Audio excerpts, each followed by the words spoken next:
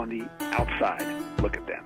And here's the phrase that GM-type figures in two front offices used to describe them. They both said, that's the best team we played all year. He said, you know what, I think we've got a nice team. But when I look at that team, that's the varsity. And the rest of us are the JV.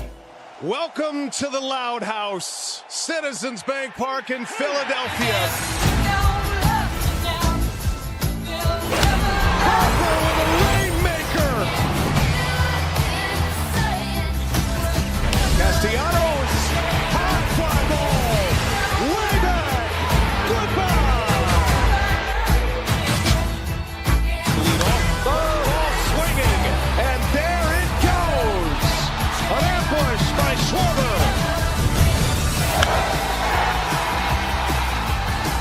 Trey Turner turns a slider around and puts the Phillies in front. And did he go? He did! It's over! The Philadelphia Phillies are headed back to the National League Championship Series. Castellanos coming around third. JT is right behind him, and they both score! Bang, bang at the plate. Bryson Stott cleans them off. It's one in the air, left center field. Back it goes. Harper, the swing of his life. We'll see you in Red October.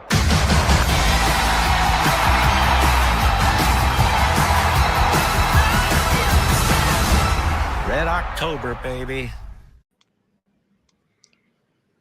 Hello, everybody, and welcome to the first Philly Sports Reports Phillies pregame show of Red October 2025. I am Colin Daly here with Steve Hamilton, and we are excited. We are about, an hour and 6 minutes away from the Phillies, the Dodgers, facing off in the National League Division Series. We have a lot to talk about, Steve, so we're going to jump right into it. But off the bat, how are we feeling here going into Game 1? I feel a lot better after watching that hype video, that's for sure.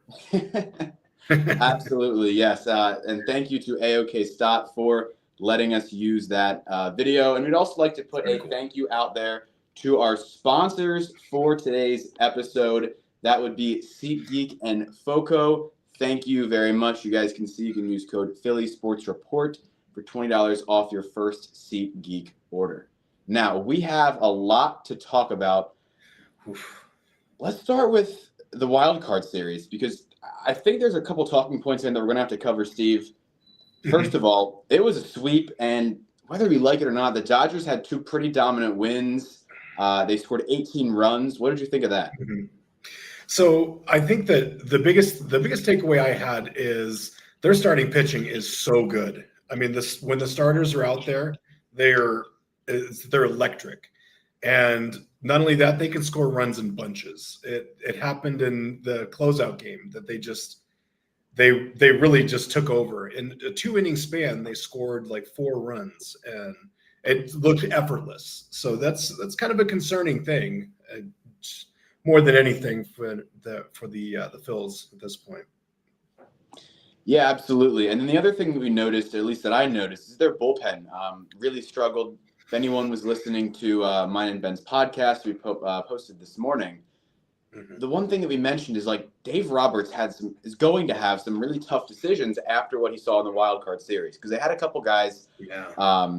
Emmett Sheehan is the biggest example that I noticed, who performed very well in the regular season and struggled immensely in that wild card series. He came in, only was able to record an out and let up 2 runs. But then there's other guys like Trinan. Right, yeah, exactly. You had guys like Blake Trinan, another one, who was it? Scott. Like, these guys coming in, and they're veterans doing well who struggled during the regular season, but they stepped it up in the wild card series. And, do you trust the veterans who have that postseason experience, or are going to bring in those younger guys who have done very well, but couldn't bring it in those first 2 playoff games for the Dodgers? I think the biggest thing with Dave Roberts that we've seen in his tenure as manager with the Dodgers is that he does kind of lean towards the veteran guys a little more. So it was a strange thing too in the final game with Emmett Sheehan being pulled with a 1-2 count. And I realized the gravity of the moment was there, and he did miss pretty bad. So it was kind of a strange thing. You don't see that very often, but it's okay. It just kind of shows where I think Dave Roberts' head is at with them, because the rest of the guys came in and they were lights out. So it was a tense moment though, for sure. Absolutely. But I mean, yeah, and you hit the nail on the head with the idea of him playing as veterans. I mean, you see Kike Hernandez is in the lineup game one. Played the wild card series. You know, that's a guy that Roberts trusts, has played for him for a long time. Mm-hmm. And, you know, he could definitely step it up in this series. For sure. A couple other things to note here. The Phillies have won their last 5 series versus the Dodgers, though they haven't really faced off in the playoffs, which I'll tell you, it never occurred to me up until I saw someone posted that on X a couple days ago. The Phillies and Dodgers haven't seen each other in playoff baseball since 2009. 10 years. Yeah, 15 years. Yeah, it's really crazy to think about, just with, you know, Dodgers have, was it 12, 13 NLDSs in a row that the Dodgers have reached, but they've never faced off the Phillies, even though they've made it 22, 23, 24, and now the 4th year in a row, 2025. So certainly a weird coincidence, but I think we're in for a really good series, Steve. I do. I agree 100%. I think this is going to be a heavyweight matchup. I said that in my article that I wrote about it, and I think this is a real heavyweight matchup. This right here, I think whoever wins this series, I think goes to the World Series easily. I agree. I mean, Ben said it last night. Some people might call this the World Series. I mean, the two teams right now that are favored to win the World Series are facing off, you know, in an hour in the NLDS, and it's October 4th. I mean, that's just so unusual to see, but I guess it's just the way the schedule worked out this year. I mean, the Dodgers definitely didn't have like their usual start to the season where they just pull ahead in the NL West so early. And that's, you know, they ended up playing in a wild card series. I don't think most people would have predicted. It's crazy. No, it definitely isn't. I think the NL West this year was a bloodbath of a division with, you know, 4 of the top 5 teams were in it at one point. So the Dodgers didn't really walk away, and with all the hype surrounding them preseason, and there were people on the MLB network saying, "Can these guys challenge the win record for the year?" And it's like they kind of didn't do that. For sure. Yeah, absolutely. Let's take a look at the rosters for these two teams coming into the series. There really aren't too many surprises on the Phillies end, really either end, but we will take a little bit of a closer look at the Phillies roster. So pitchers on the roster, you have Tanner Banks, Jesus Luzardo, Tim Meza, Cristopher Sanchez, Matt Strom, and Ranger Suarez. Those are your guys from the left side. And then from the right side, you have Walker Buehler, Joan Duran, Orion Kerkering, Aaron Nola, David Robertson, and Taijuan Walker. I mean, the two things that really stand out here is choosing Tim Meza over Lou Trevino, which I don't think that really came as a shock when we saw that Meza made an appearance in the inter-squad game between the Pinstripes and the Powder Blues. So I think that was pretty intuitive once we saw him make that appearance. And it's funny, Steve and I were talking before, I didn't even notice it because he was like so in the back of my mind. Jordan Romano is not on the roster. What do we think about that? I think every Phillies fan in the world just kind of is very happy about that. He didn't really do a lot this year to help. No, I mean he was abysmal this season. There's no way to sugarcoat his performance. An 8.23 ERA. I still 1.45 WHIP, 16 walks. I cannot understand looking at his stat line right now. Well, I should rephrase. I can remember each of them, but I still don't know why Jordan Romano threw 42 2/3 innings of baseball for the Phillies this season. And that is an absurd number for someone who did not once meet expectations for the role they had in the bullpen. I mean, he was the closer at the beginning of the season. That is absurd. He was. And he lit the world on fire in the wrong way. From the beginning. It was just he never had it. And when you watch him pitch, there's nothing you can really pinpoint other than maybe control, but he's not a control guy. He's a power guy with a good breaking ball, but he never had it this year at all. It just seemed like something was missing the whole season. Yeah, you're right about the breaking ball. I mean, it wasn't there. I don't know. Of course, we saw the injury that he sustained with the middle finger inflammation, which has been something that some pitchers in general have seen. For sure. A lot of people speculated that it was a phantom IL thing, but I'm not sure about that. I mean, that has affected a lot of guys in the past. So for sure, it would explain it if that was the case, if he was battling it. Right, yeah, and it would, especially with what we were talking about with his off-speed pitches, his breaking balls, just not having the same stuff. So when you're throwing your fastball, you're really just trying to get power behind it. But it's really about having to feel and being able to, pressurize the ball with each of your fingers uniquely. If your middle finger isn't there. Balls. Yeah, exactly. His spin rate's down about 15% from what it was in his peak. So that really could explain a lot if there is an issue there, if that was something he was quietly battling all year. Right, and he had those sharp. I mean, I can remember watching him pitch for Toronto, and he had those really sharp breaking balls that were really good. And I can't think of one outing where he had those as a Philly. I think maybe in the Cubs on Sunday Night Baseball when he came in, it wasn't the same. It wasn't that fall off the table type breaking stuff, but it was better. And it's an island in a pretty bad season. So right, yeah, it's like all the oceans, and there was the one good little blip. Yeah. Rest of the Phillies roster: catchers Rafael Marchand and JT Realmuto. I'm not surprised by that. No, he was on the roster all year, right? I mean, it's got to go to him. And he does handle he handles the defensive part well. He doesn't have the same bat, but that's okay. It's at this point you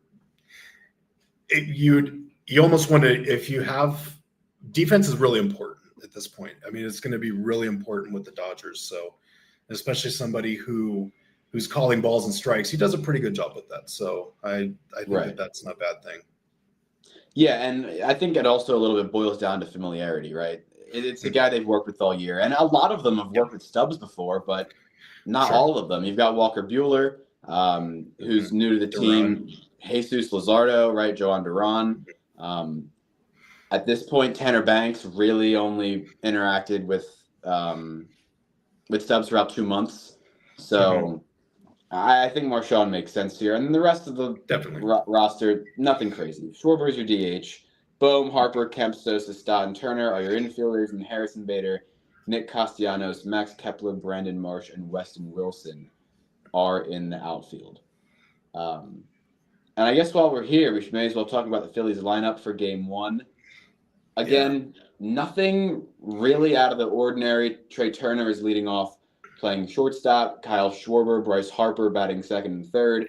Alec Bohm is batting cleanup. I know there is some speculation about where he would fall into play, especially with a righty on the mound like Shohei Ohtani. Then Brendan Marsh, JT Realmuto does the catching today. Max Kepler, Harrison Bader, and Bryson Stott is your double leadoff man. Are you surprised? Is there anything there that really surprises you, Steve? Nothing that really surprises me. It was a little bit. I see where Topper's head's at with it, with Castellanos going with the righty-lefty matchup. Yeah, it was the one. I think if a lefty was starting today, I think that we would. If it was Blake Snell, like they initially had said, I think he would be in the lineup today. But it would. I don't think he's lost confidence in Castellanos, but it's not saying a lot. It's not saying a lot of good things for him not being in there. Yeah, you're right. But on the other hand, I mean, the other guys in the outfield have been so good. It's tearing it up. Yeah, they've all been incredible. Harrison Bader, I mean, he's got it. He seems to have everything down in the outfield. His hitting, his defense, he's checked all the boxes. Max Kepler has really stepped it up. I mean, sure, he's hitting .216 still. His numbers aren't going to look good when they flash up onto the screen, but he's been a power guy for the team, and recently he's hit the ball a little bit more. I mean, a lot more compared to the beginning of the season when he was getting as much criticism as we just gave to Jordan Romano. So, yeah. And it was deserved. It was deserved. He wasn't hitting the ball well. He just really wasn't. And he's turned it around. He's done well in the last 6 weeks. He's really hit the ball well. His exit velocity is higher. He's done a great job. He's turned it around big time. So yeah, you're right. You're 100% right that when you look at his average, you look at the slash line, it doesn't look good. But he started so bad that just to be above that 215 point is pretty huge for him. Yeah, it is. And Castellanos, sure. I don't think Topper's lost confidence in him. I just think that they have 4 good outfielders on their team. I mean, that's the bottom line, I think. Yeah. Which, again, it's a great thing. It gives them flexibility. The outfield can be, I think, is a spot where you want to rotate guys through. They're on their feet a lot, running around. For sure. Having 4 guys you can trust out there is a good thing to have. It's a great problem to have. Mm-hmm. And Harrison Bader really has. He is everything that's been needed. I know I pushed for Mullins to be traded, but Harrison Bader was 100% the right choice. Yeah, I agree. It's funny because I was looking back at some of the postseason stuff from last year and seeing Austin Hayes' lineup or name in the lineup is just. I was like, wow, like they did get an upgrade this year. But again, like Hayes has been pretty good this season for Cincinnati. I think was he batting cleanup? He did. He did in one of the games for one of the wild card games. He was the cleanup game 1. Yeah, I was. He's really come far too. But on the same token, like Bader has also had some really, really tough seasons. I mean, he struggled offensively for a long time when he was in St. Louis. He bounced around a lot. He played on both of the New York teams. Then he ended up in Minnesota, and then finally, hopefully, is going to settle down in Philadelphia. He looks good. He looks good in pinstripes. He does. Someone needs to let him know that. That might be your job, Steve. He needs to. I'm in. And the fans, here's what I said a couple weeks ago. I don't know what they're going to do with the leftover Bader tots at the end of the season that they've been serving in the ballpark. I think he has to hang around. He has to stick around. He has to. For sure. And then again, we'll take a look at the Dodgers lineup for today. Nothing really out of the ordinary. You'll see that with Cristopher Sanchez on the mound, the only lefties they have in there, Shohei Ohtani, a given. Freddie Freeman, another given. And then Ben Rortvedt, who is catching for the Dodgers, really just because of Will Smith's lack of availability. And I think Steve's going to give us an update on him later. But Ohtani's leading off. Mookie Betts is at shortstop. Teoscar Hernandez, Freddie Freeman, Tommy Edman, Kike Hernandez, Alex Call, Andy Pages, and then Rortvedt does the catching. Again, nothing surprising from the Dodgers. We knew what we were getting into with this series. Everything is pretty black and white right now, but I'm excited for this game because when we get into that gray area, it's going to get really interesting. Who's coming out of the bullpen? How long they're going to let Ohtani go, which I know is another topic you want to talk about, so I'm not going to steal your thunder. But it's going to be such an interesting game to watch. Hopefully, I don't know if I should say this, hopefully 5 games. I don't know. I think this would be such a fun series that I'd like to see go to 5 games. I'm sad that it's only a 5-game series. You know what? Ben and I talked about it last night. Making this a 7-game series would be such a fascinating thing. Or if this were the championship series, it would also be a fascinating thing. Because it's 2 of the best teams, maybe the best teams, facing off. And, it could be 3 and out. That's crazy to think about. A team, I guess it doesn't apply for the Dodgers, but, the Phillies could end their season in 3 games, which I don't think is fair given how good they've been and how good the Dodgers have been. But it's sad that one of these 2 teams doesn't get to go to the NLCS. This should be the NLCS, but it just didn't work that way. Yeah. All right, let's talk pitching matchups a little bit. I know we have a lot to discuss here. So it's Shohei Ohtani, as you mentioned, going for the Dodgers. He's had a strange season. Give us some insight on that. A weird one. So it looks, the biggest thing that I've noticed, just kind of looking over his stats, we talked about it in the pregame, the pre-show as well, is that it's not really a linear change in the amount of pitches that he's thrown in his rehab, or not rehab, but in his rehab. He's still rehabbing Tommy John at this point. So he was in the 50 to 70 range for the first few games, and then just that second to last outing of the year, he bumped up to 89, and it just seemed like a weird time to go from such a huge jump.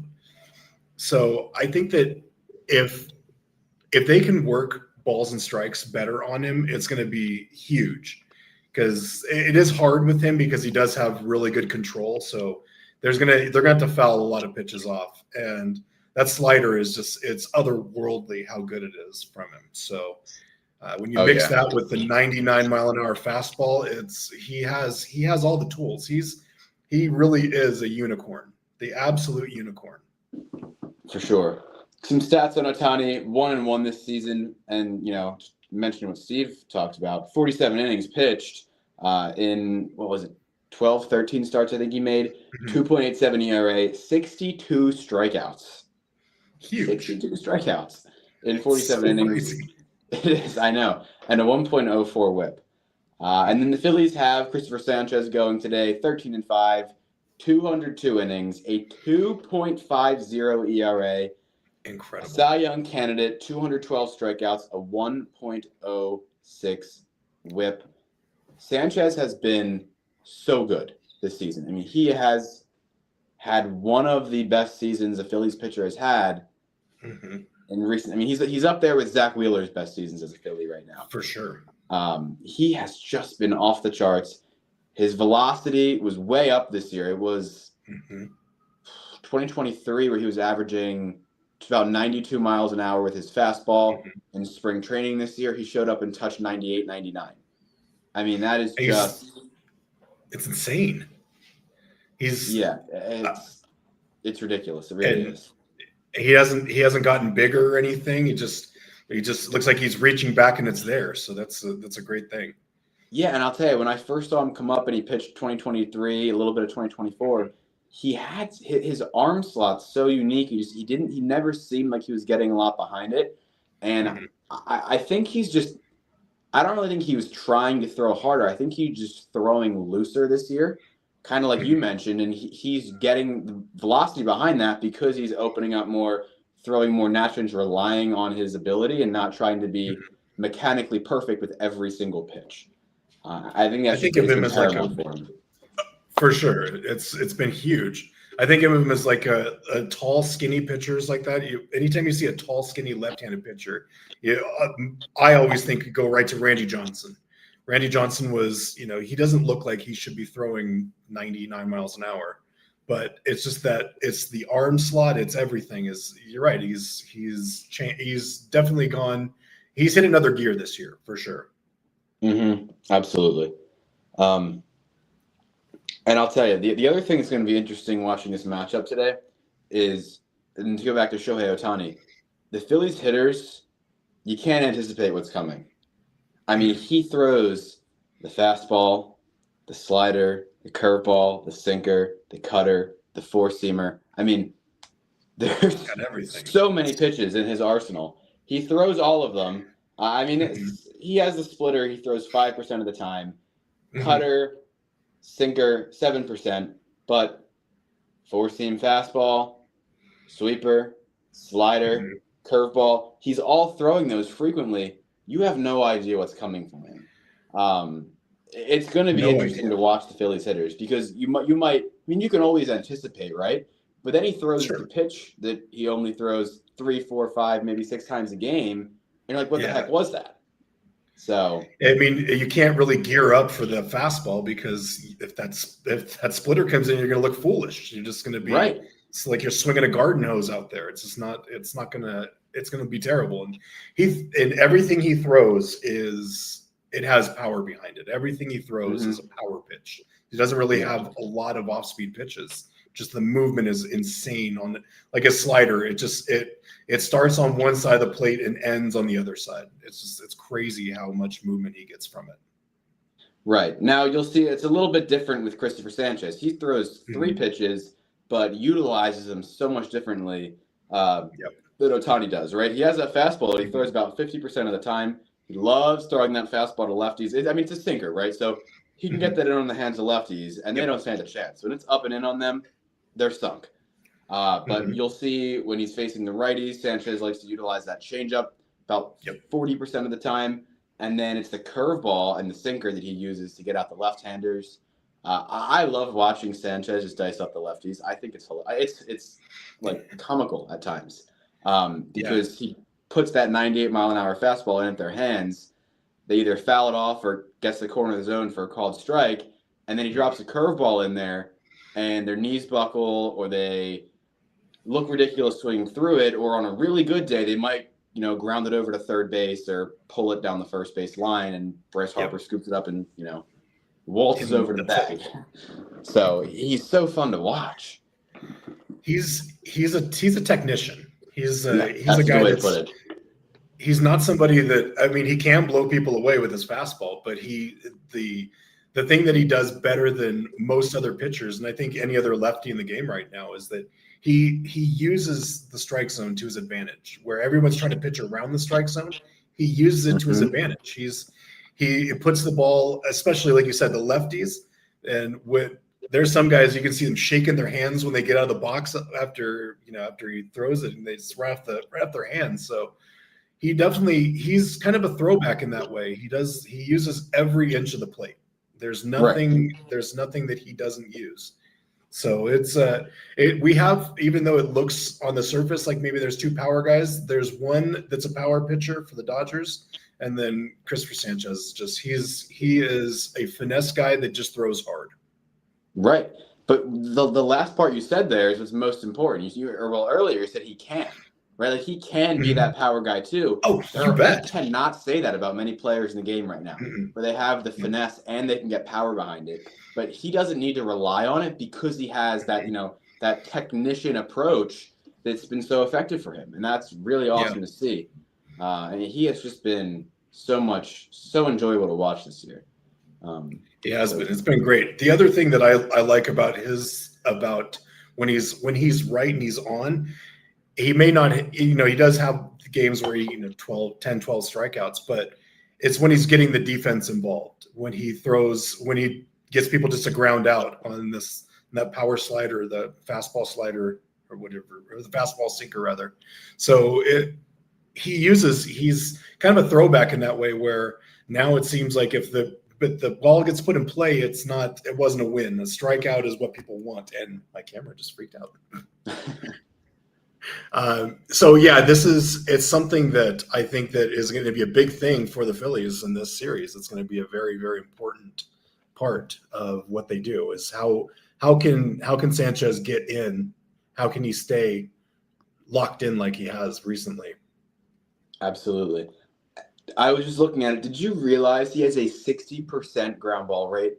I know he gets a lot of ground balls, but that is ridiculous. It's a testament to what you said earlier, that when he gets people that sinker on the hands, then either it's going to be called a strike or at best they foul it off. But if they put it in play, it's not going anywhere. Right. What else can you do with that? Honestly, the only lefty, I should say, that I have watched that has hands fast enough to get to that pitch is probably Kyle Schwarber, because you see him drive that pitch a lot. He loves that up and in pitch because he doesn't have to work hard to get to it. His hands are so quick. He makes contact, gets under it a little bit, and it goes out of the yard. So it is gone. Yeah. Right. And luckily, Sanchez doesn't have to worry about him. He doesn't have to worry about that. He's in luck there. He's the one guy he doesn't have to worry about. The lefty that he doesn't have to worry about. Right. All right, well, let's talk about some standout stars. This section of the pregame show is brought to you by SeatGeek, which is the easiest, most efficient way to buy your tickets. Each seat is given a green, red, or yellow dot indicating whether purchasing that ticket would be a good, bad, or fair deal. By using the code Philly Sports Report, again, that is Philly Sports Report, no S on the end of that, you will save $20 on your first SeatGeek order. Click the link in the description or in our bio. Thank you again to SeatGeek for sponsoring this episode. And we're going to go right to Steve. Who is your standout star for Game 1, Phillies-Dodgers? Who do you have? So I've thought about this quite a bit, and I want to go with Harrison Bader. He's been a difference maker since he came. and he's been more than anything a spark plug. And if he can keep going, if he can keep moving and keep kind of setting the table for everybody else, it's a big thing. It's going to be huge. I think that this series will, with all the star power, it's weird even saying this, but I think it's going to hinge on, does he get going first, or does Kike Hernandez for the Dodgers get going first? I think that's going to be a big telling sign as to what happens in the series. Yeah, I mean, Kike is a guy who in the middle bottom of that lineup could really do some damage if he heats up. We've talked about veterans earlier. He's got the postseason experience. He's played for the Dodgers for a long time. He knows what this environment is like. He's not going to be fazed by it. So it's really just, I think you're right. It's a matter of time until he finds his groove in the postseason, and hopefully it comes toward the back half of this series, if at all. Yeah. So, Harrison hopefully Bader it's on the is golf be a fun course. one to watch. Yeah, yeah, postseason. Yeah. All right, I'm going to go with a little bit more of a basic answer for this, but I think it's one worth acknowledging. That's Bryce Harper.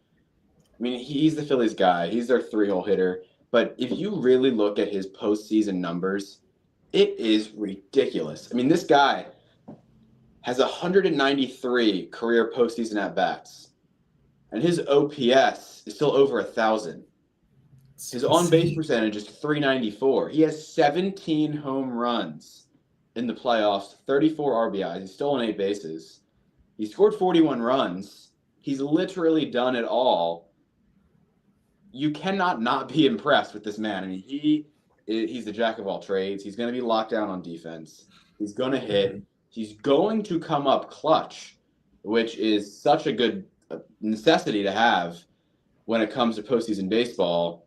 I'm excited to watch Harper in this series. I think we're all excited to watch Harper in this series because he never disappoints. That's the bottom line. Think about the last time he was in the playoffs was the World Series run, and that's not the last time he was in, but that was the last time that he had a long run in there, and he played great then. The series was definitely not because of him. So, and he's always been, his whole career, he's been a guy that he plays the best when the stage is the biggest. So, obviously by the stats that you said, I was shocked when you said that when we talked about that right before the show. That's insane. Oh, it is. I mean, he is just so good. And like I said, he's always fun to watch.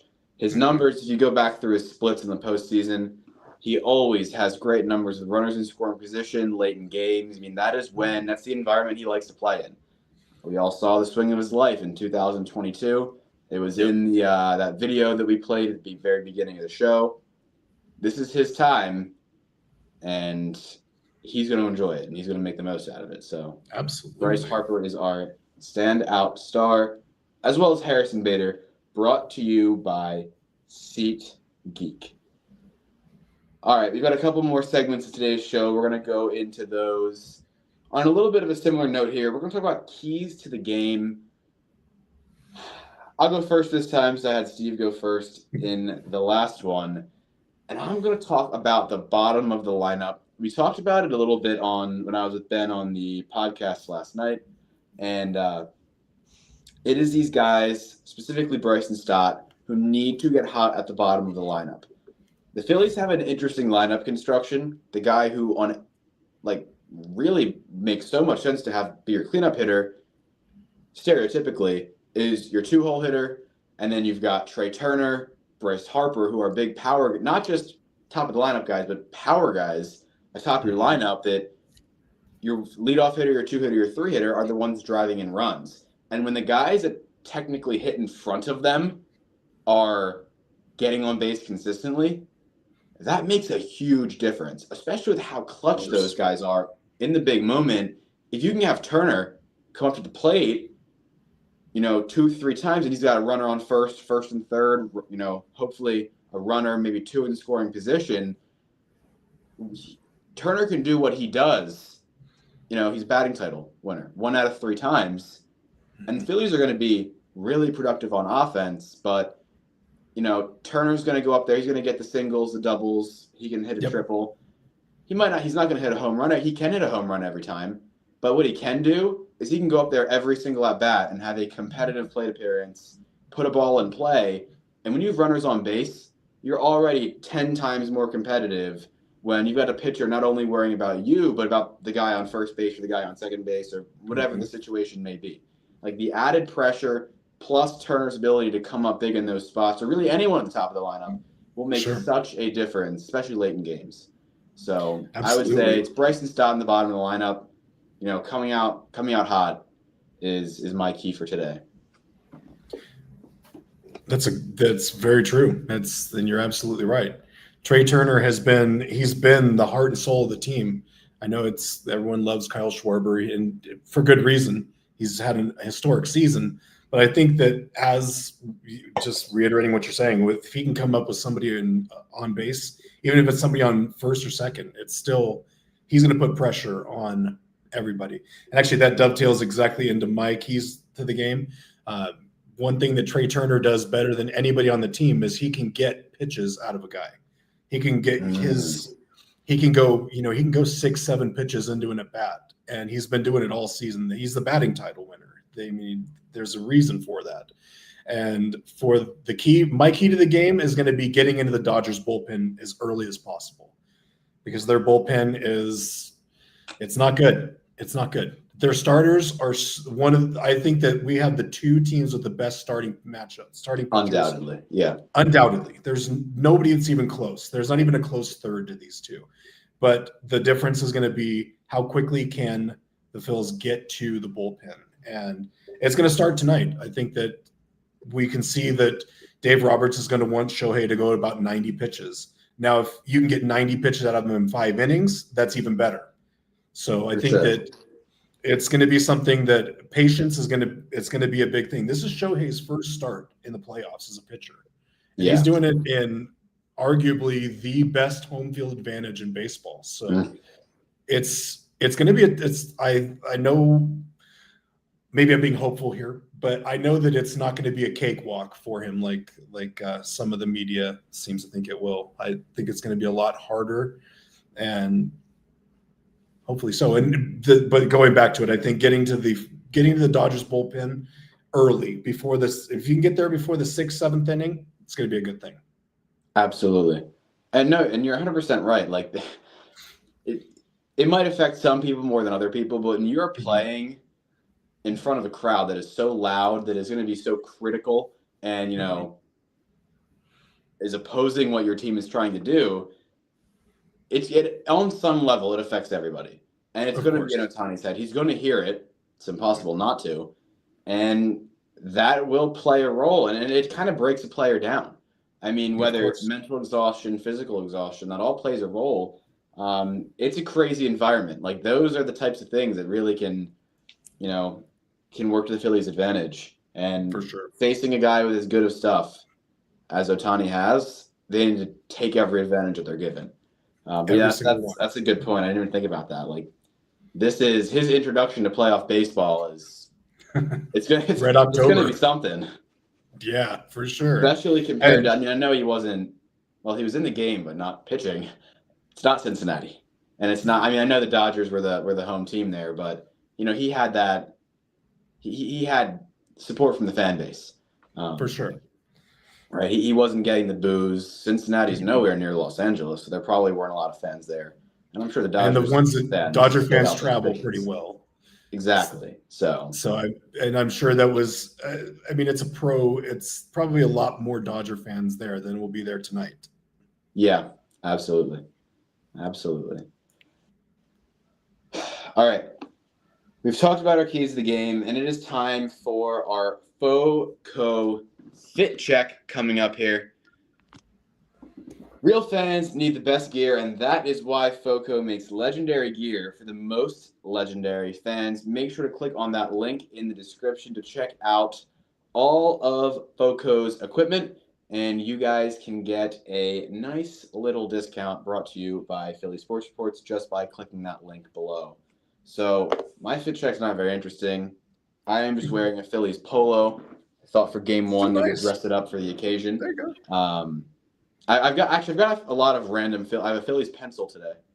which is fun. Okay, I guess you can add that. And I have my waters in a Phillies cup as well. Wrong logo. That's okay. Does the job.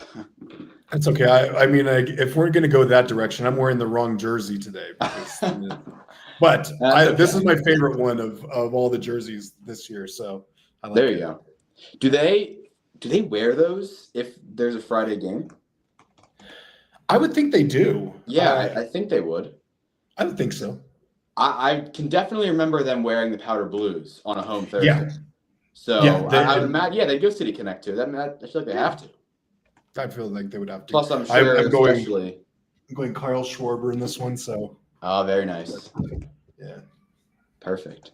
Plus, I'd imagine since that's connected to Nike, I'm sure they have some sort of agreement. I would be very happy if they stopped wearing them just because the playoffs rolled around. They want to sell all the jerseys they can. So. Oh, absolutely. For sure. All right, we're going to end off today's episode with our predictions. This is my favorite part because we get to come back in the next show and talk about how those predictions turned out. Never ends well for me. But I'm going to have Steve go first because I can't decide. Okay. And before Steve goes, everybody, if you're listening, put those predictions in the chat. We want to react. We want to hear. We want to argue with you. So put them in there. Type them up now. And we'll react to those before we sign off today. But Steve, you are up. Take it away, sir. Well, I think that my prediction for the game is that I think Shohei is going to start a little bit rocky.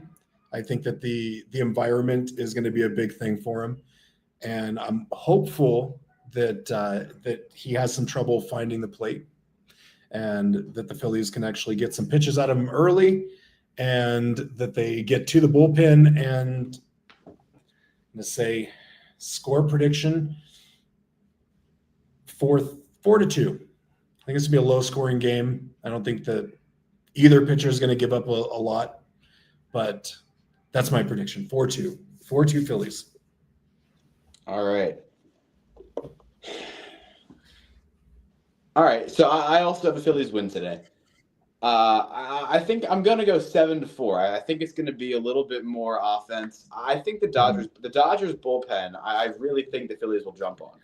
And I know I saw Dave Roberts talk, I don't know if it was this morning or yesterday, but he was very ominous about how long he would let Shohei stay in the game. One of the reporters asked him a pitch count. He goes, if he can go 7 innings, he can go 7 innings, which of course is really a non-answer.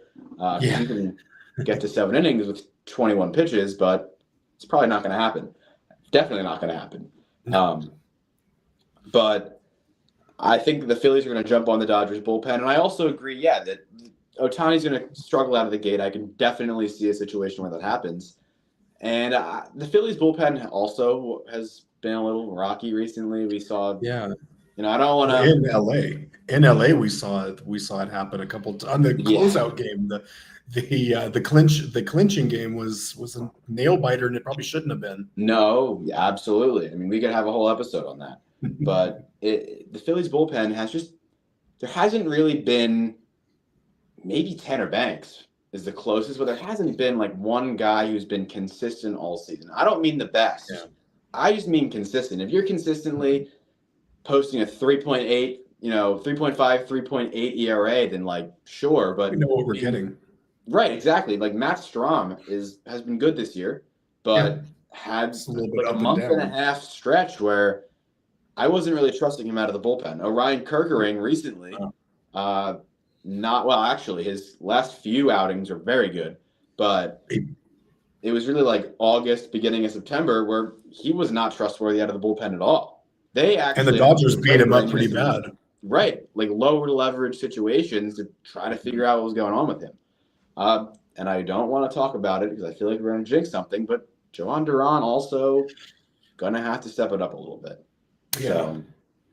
So we'll see. He also gave up a home run.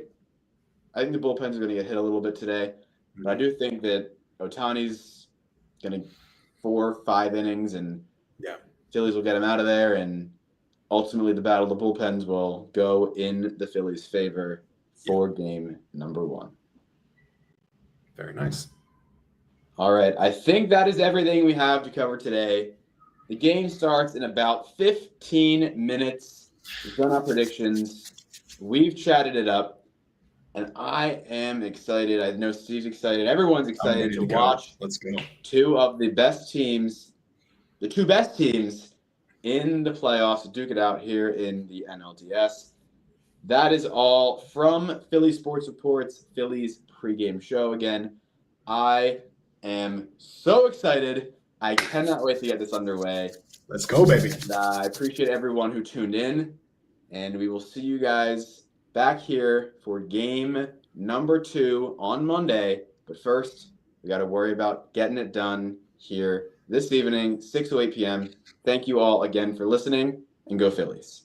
Let's go, Phils.